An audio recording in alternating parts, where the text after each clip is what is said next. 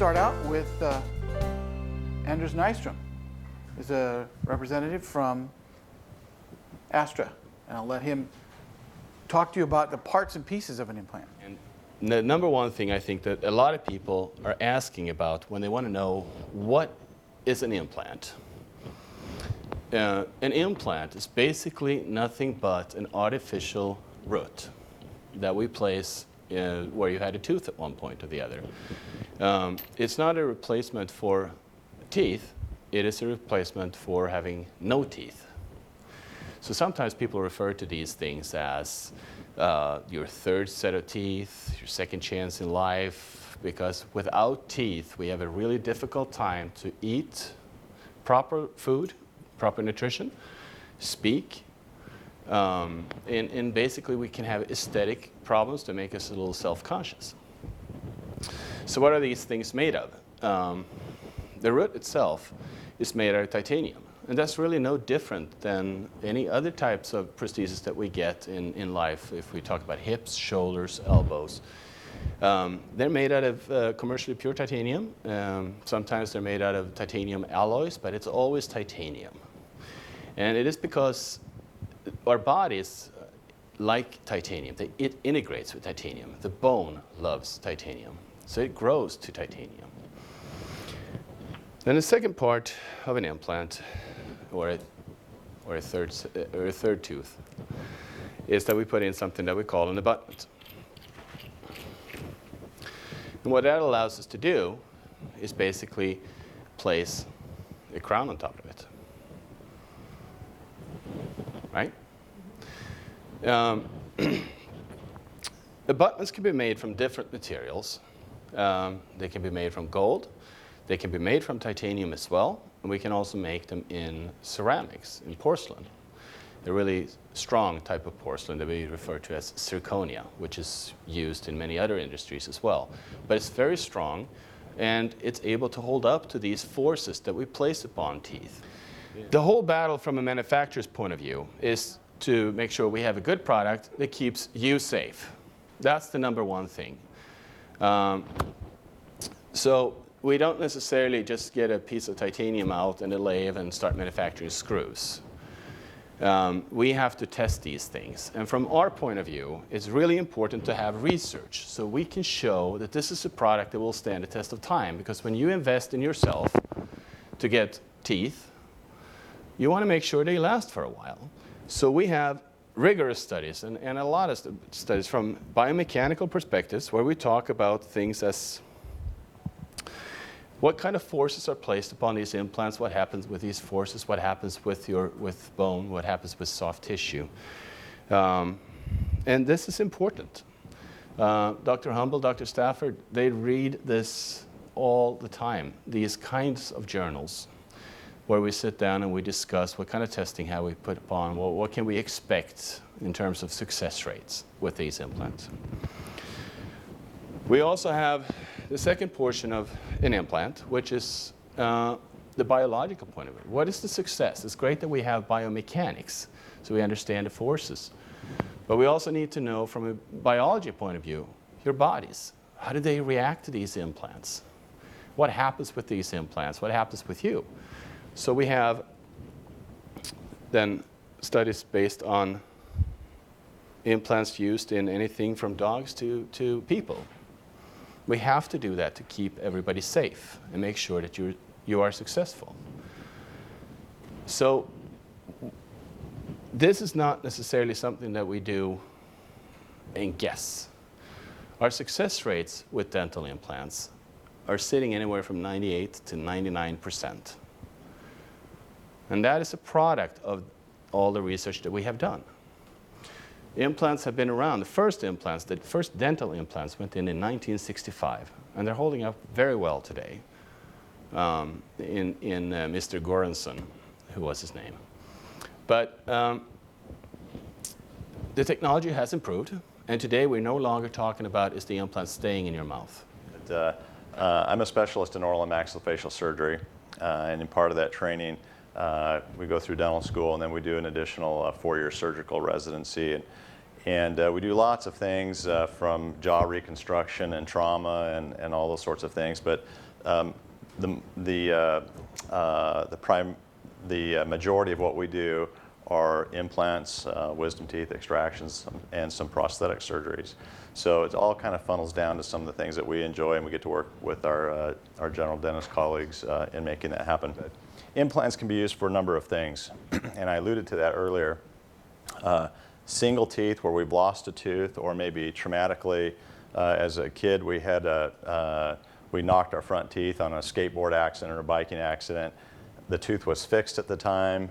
They did everything they could at that time without the use of implants to try to keep a tooth, but the tooth is going bad or has gone bad. We can replace single teeth, and we do that all the time.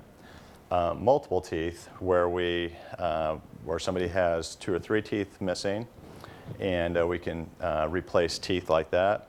Or more and more often now, we are replacing multiple teeth, or working with the patient who traditionally has worn dentures and is really tired of having to do relines on their dentures, and their dentures don't fit anymore, or a family member, and we've been able to help those patients out tremendously.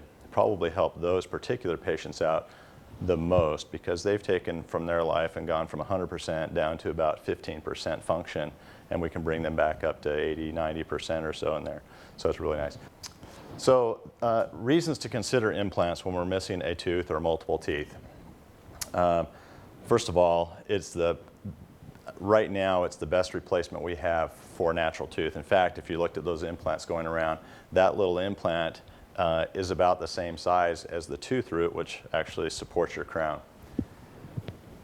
When we consider using an implant in the place of what has been the only option for many, many years would be a bridge, we do not have to affect the adjacent teeth. So we don't have to prepare the adjacent teeth, particularly when we have adjacent teeth that are virgin teeth with no restorations on those.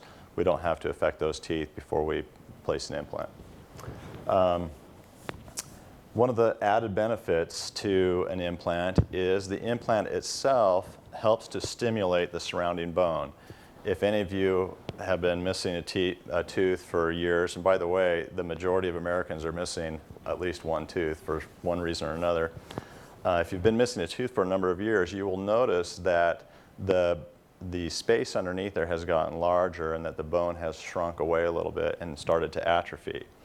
And that continues to do that because it's very similar to muscles in our leg or something to that effect, where if we don't use that, our muscles atrophy. The bone underneath and around a missing tooth will begin to atrophy.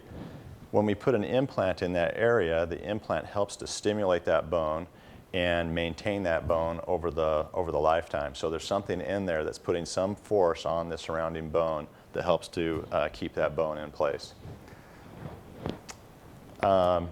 Number 4 here, kind of hard to read, but they don't require any adhesives for our denture patients. We can get rid of all those adhesives and things like that when we place a couple of implants, 2 implants, 4 implants, even more in some cases.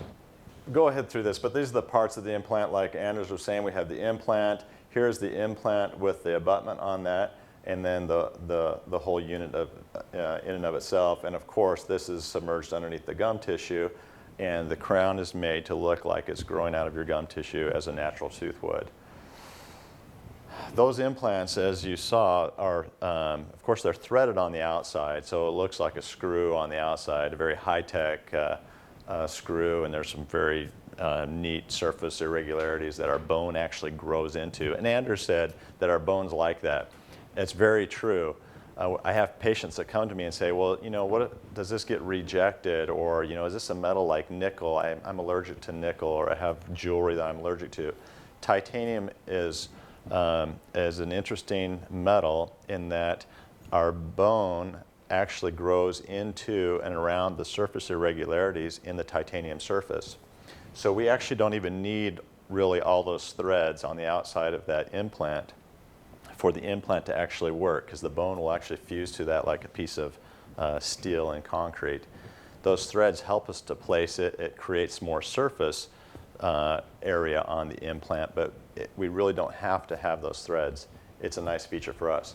But what we do have to have on the inside are it's threaded on the inside so that we can screw different attachments onto that implant. In the case where you're missing a single tooth, go ahead and go to the, you can see, it's kind of hard to see, but this is a depiction of the implant inside. This is with the abutment on it, and then with the crown. So in a case like this where we're missing a single tooth, we will screw into that implant one of those abutments. And there's some fancy, I won't get into it, but there's some fancy attachment and mechanical things that this particular implant has that make it so successful. When we're missing several teeth, we do the same thing, but we might place an implant in every site that is missing a tooth, or we might place an implant and then have a bridge over those implants.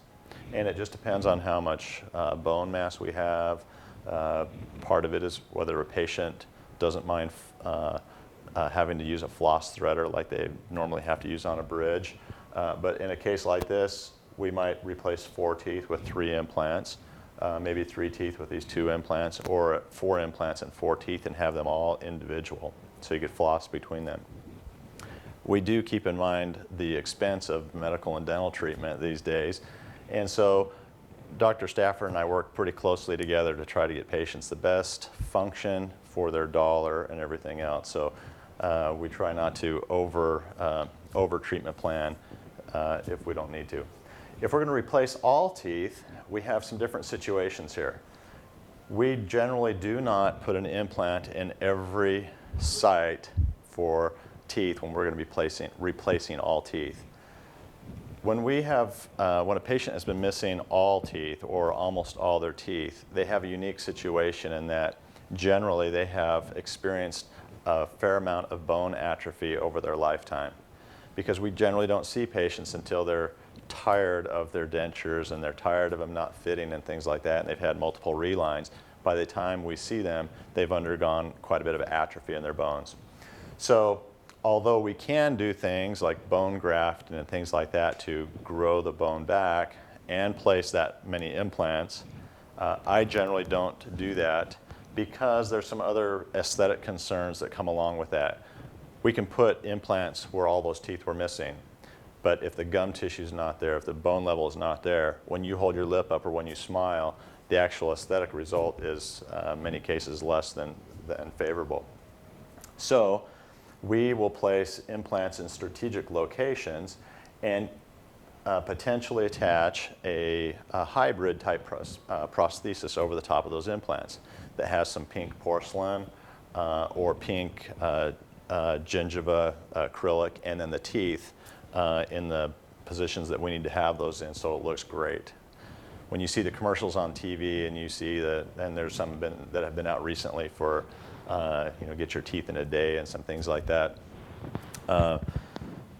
Those are prosthetic teeth on top of implants, and those are some of the things that we do. I said we were always mindful of the expense of dental treatment and things like that, and sometimes people have lost so much bone that in order to put multiple implants in, we would have to do some fairly extensive surgery. Maybe your father, your mother, or your elderly neighbor isn't up for that kind of surgery, but we can still help them out immensely by placing a couple of implants, maybe 2 implants, 3 or 4 implants in strategic locations.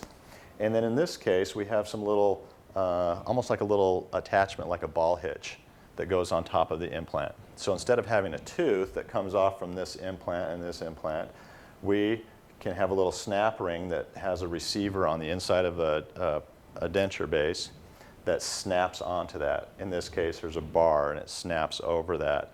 And these patients that have those are the happiest patients in the world. Those are the ones that I say go from 15% of function back to 85, 90% function. Very, very happy patients. And we can get a lot of bang for the buck on treatment like that. Excellent patients. The way this would normally work, if you yourself were interested in implants, or if you had a family member or a friend who were interested in implants, you would see your Dr. Stafford first, or the dentist that you were going to, in this case, Dr. Stafford, and he would come up with a treatment plan to check lots of different things, not just focused in on the implant, but things associated with the adjacent teeth, your bite, the aesthetics, how things are going to look and whatnot. He would come up with a little bit of a treatment plan. He would call me up and say, hey, Dr. Humble, I have a patient that we need to get together on and take a look at this. And then we get together in most cases and talk about it. If it's a simple case, he might just call me on the phone and say, hey, take a look at this patient. I think they're interested in an implant in the front tooth or something to that effect. You come to my office, and either by radiographs that Dr. Stafford has provided for us or some that we have, we take a look at that, and I do an exam in the mouth. It's a short exam, maybe 15 minutes, maybe 20 minutes. And then we talk specifically about your situation and what we can accomplish and what we can do. The things I look for are things in your health history, and most people are healthy enough to have implants. Bone mass, the amount of bone, the position, and some things like that to try to finesse this, because we want to have a result that we're able to put pictures on the walls and have happy patients as well. So, and then we talk about a little bit about the actual process itself, which in most cases, let's say for a single implant, we place the implant, we let that implant heal for about 3 months before a tooth can be placed on that implant in most cases. That's the highest success rate, is when we allow that implant to heal without any forces on it for 3 months. And like I say, there's lots of advertisements out on the TV right now, you know, get your teeth in a day and come here and get your teeth. There are possibilities of doing something like that, but it's a little bit misleading because it's, there are some other factors involved with that. We can talk about that during the consultation too. So we let that implant heal for about 3 months. Then you see Dr. Stafford. When you have a nice healed implant, he takes an impression of that implant, has the crown porcelain made for it, and puts the tooth on, and we all live happily ever after. So that's generally the case with implants. The other question I have so often is, you know, this really makes me nervous. You know, I've had teeth out, I've had other things done, but gosh, you're taking a piece of metal and you're drilling it into my bone. That's gotta hurt. It is almost the most painless procedure that we do surgically for a patient.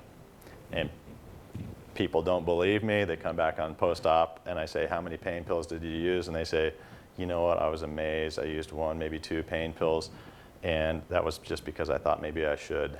It's incredibly comfortable to have an implant placed, and healing is usually very, very nice.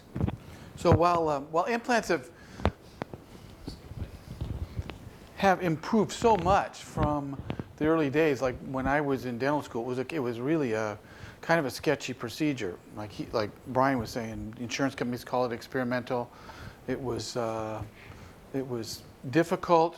The outcome was unpredictable. And now, with the developments from the implant companies, from the surgical procedures, it's become very, very consistent and predictable. And particularly, I enjoy working with a team like Brian and Anders, where we can get feedback on the types of products to use, what the particular applications are going to be best. So putting our heads all together, we can really come up with the best possible outcome. So this is a situation where,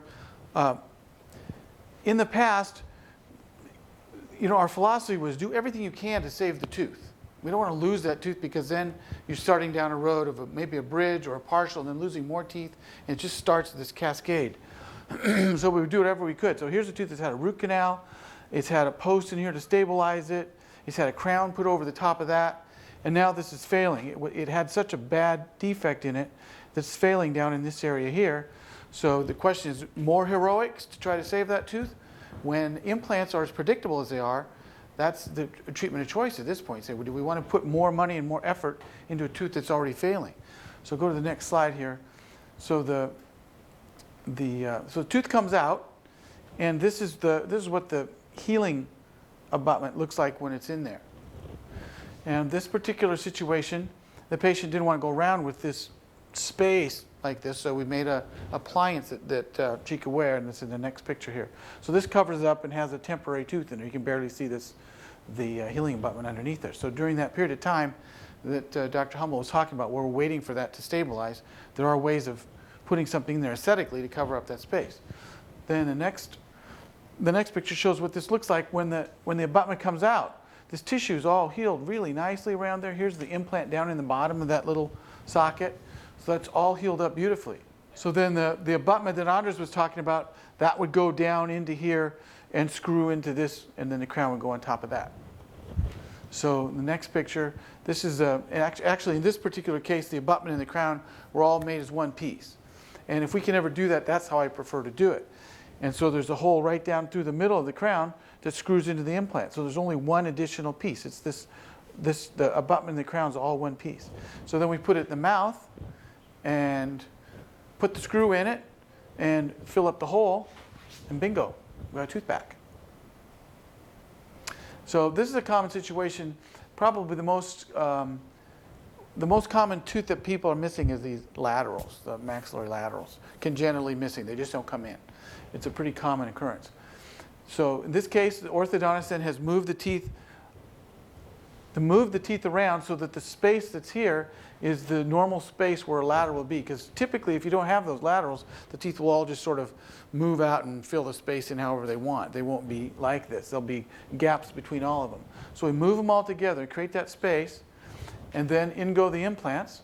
So here's the implants. And in this case, we made some temporary teeth. That was what that, yeah, this is a piece that goes down the implant, and this is just a plastic temporary that we can put on there while we're waiting for the gum tissue to heal. Because in the front, it's really, really important. We want the gum tissue to adapt to this so that it looks just like a tooth is growing out of the gum. So it looks just like a natural tooth. That was some of the trouble with the early implants. They kind of looked like hot dogs on a stick. You know, the thing would come out and there's this, it just didn't look natural. It didn't look like a real tooth. And the way that the companies design them now and the way that the surgeons place them gives us the opportunity to shape that so it's just coming out of there.